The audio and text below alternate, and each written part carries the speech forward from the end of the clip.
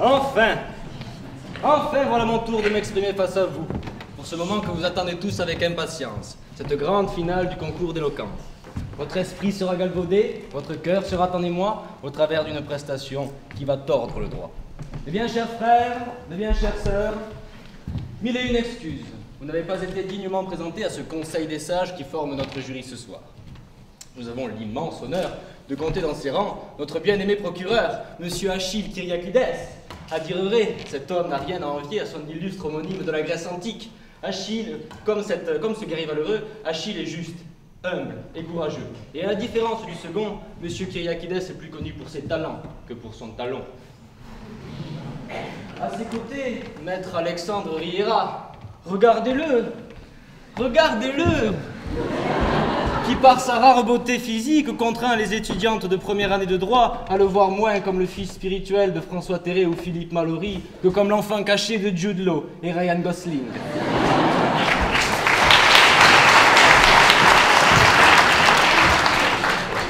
Que dire de Monseigneur Philippe Ségur, ce bel âtre, aussi éloquent que brillant, écrivain de génie à ses heures perdues, qui arrive à passionner les étudiants de notre université pour le droit public, alors que nous savons que ce n'est pas chose aisée, puisque figurez-vous qu'un jour un privatiste m'a dit « Les publicistes ne boivent jamais, et pourtant ils arrivent à nous saouler. »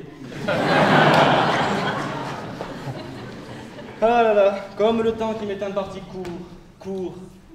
Il est où, Thomas? Échange les plaisirs. Au sens où le chantait Alain Chamfort, je me dois d'être bref dans ma présentation. Vous en conviendrez, je le crois, même si tous les membres de ce jury sont éminents et talentueux, nous devrons cantonner notre description à celle de Riri, Fifi et Lolo. Aucune contestation, qui ne dit mot consent, comme le dirait Dominique Strauss-Kahn.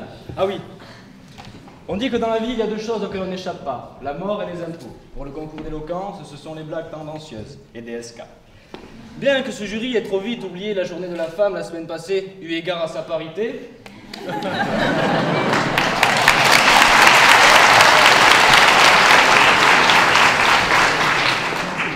il est, vous ne pouvez le nier, juste, honnête, logique et talentueux.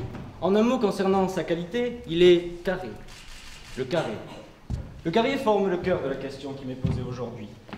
Le carré, plus que d'être le signe et de mettre tout ce qu'on a sur le tapis au poker, est une forme géométrique, connue pour sa perfection et son symbole de vérité. Cicéron, est-ce bien carré? La question se pose-t-elle? Lorsque je gambergeais sur les multiples interprétations sémantiques de ce sujet, le soir de sa délivrance, je m'étonnais par ailleurs de la présence de maître Bernard Vial dans le jury ce soir. En effet, on m'avait dit qu'il devait partir à la pêche, la clause de son contrat de SCP l'empêchant alors de faire une escale au palais de justice. J'étais en outre rassuré d'être jugé par Yvan Auguet, dit Yvan le Juste, et non le Terrible pour les rares étudiants qui ont eu la chance d'assister à ces cours. Il m'est alors apparu quelques révélations.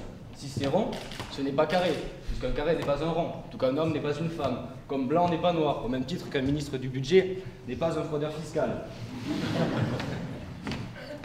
Cicéron, ce n'est point carré, comme le révélait Henri, cet ingénieur perpignanais qui a donné son nom à ce fameux boulevard. Point carré.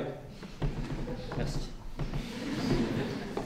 Enfin, si ce Néron avait rencontré notre bien-aimé Cicéron, il l'aurait certainement fait brûler, comme ses citoyens dans sa ville.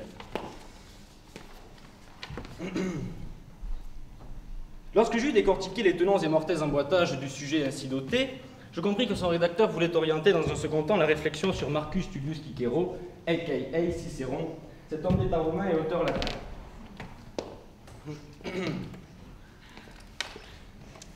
La question se pose-t-elle? Cicéron est-ce bien carré? Au demeurant, les différentes sculptures à l'effigie de ce personnage démontrent un visage très courbé, un nez épaté, des joues bien rondes, des lèvres pulpeuses, sans doute une forme ovale du faciès. Impossible alors de lui appliquer une théorie de la théorie du criminel né, au sens où Lombroso l'entend des individus dotés d'un visage carré. Ceci dit, Émile Louis avait un visage sphérique et Patrick Gilles avait les traits plus saillants. On connaît pourtant la culpabilité du premier et l'innocence du second. La théorie ici présentée souffre en effet de quelques exceptions. Mais de grâce, la démonstration que je viens d'opérer, par-delà les considérations de la plastique de Cicéron, il m'apparaît clair qu'à l'aune de son orthographe, Cicéron, ce n'est pas bien carré. En tout état de cause, Cicéron est l'anagramme de circon, que l'on associe aisément à circonvolution. Mais ne vous y méprenez pas, Cicéron n'est pas l'anagramme de circoncis, puisqu'en effet, il manque un bout à la fin. La démonstration multiple que je viens d'opérer quant à la nature circulaire de Cicéron me semble trop simple pour un individu doté de mon expérience. Le critère sémantique, le critère physique et maintenant le critère orthographique ayant été exclus du domaine carré, je crois que l'intérêt de la question se porte sur la pensée de Cicéron. Cicéron était un orateur si talentueux qu'il était le seul à pouvoir théoriser l'éloquence romaine, selon Pierre Grimald.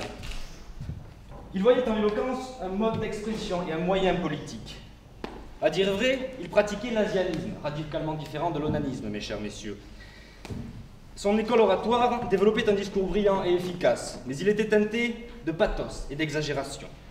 Sénèque disait de son discours qu'il était lent et réfléchi, comme une eau qui se répand et forme une nappe tranquille. Et souviens-toi de ce que tu me disais, mémé. Oui, magical, ou encore, aïe, tu vas peler. Et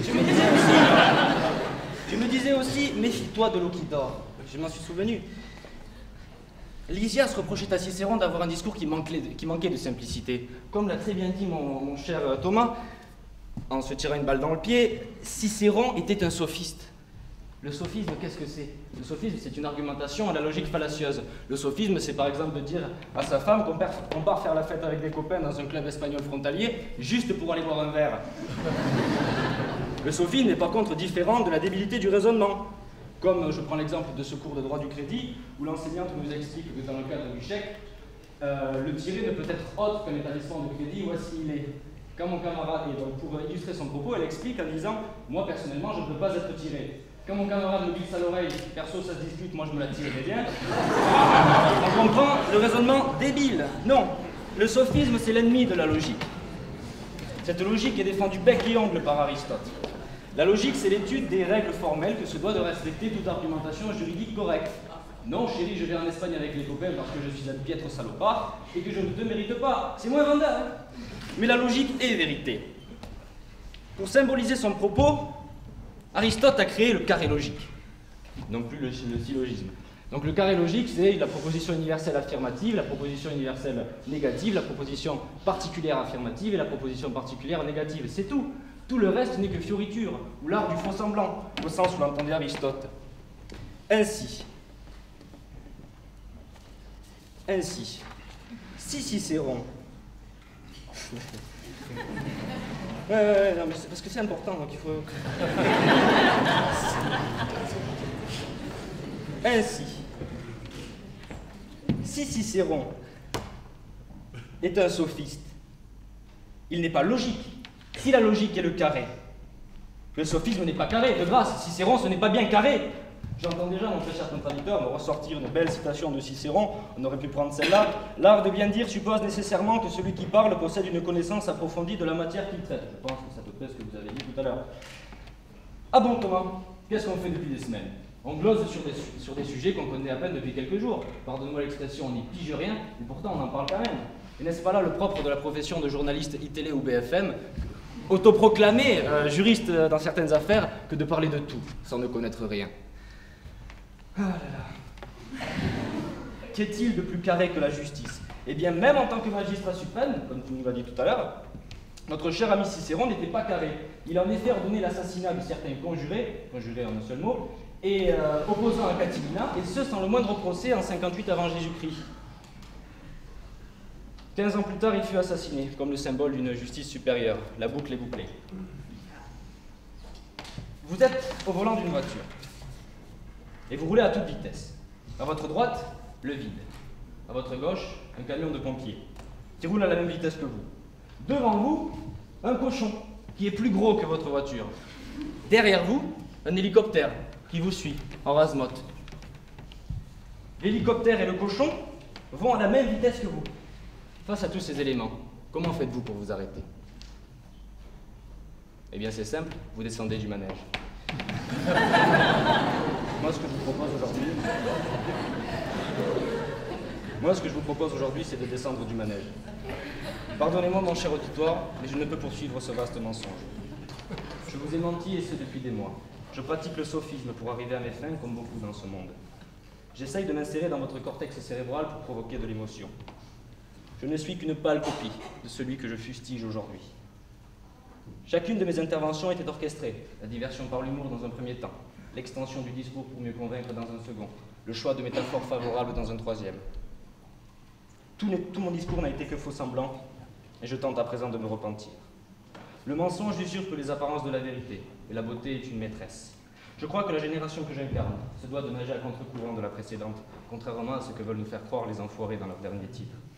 Je crois que notre monde, notre peuple, a besoin de vérité plus que de beauté. Et si pour ce faire, de la finale je me vois évincé, je préfère retrouver mon honnêteté, comme liberté. Plutôt que de regarder mes effets de manche, d'entendre les trémolos de ma voix, de croire à ma gentillesse et à mon honnêteté, je vous demande de ne retenir que ce qui va suivre. Cicéron, ce n'est pas bien carré, certes, et nous le savons. Mais ce que je veux vous dire, c'est que le contraire de la parole, ce n'est pas le silence, c'est le bruit. Et c'est sur l'arbre du silence que pendent les fruits de la paix. Un jour, un grand homme m'a dit « Je te demanderai de m'écouter ». Cet homme, c'était Jordi Barre. En sa mémoire, je le citerai et laisserai les quelques minutes qui me restent au silence et à la paix. Je vos dire, non mais c'est ce que Je vous remercie.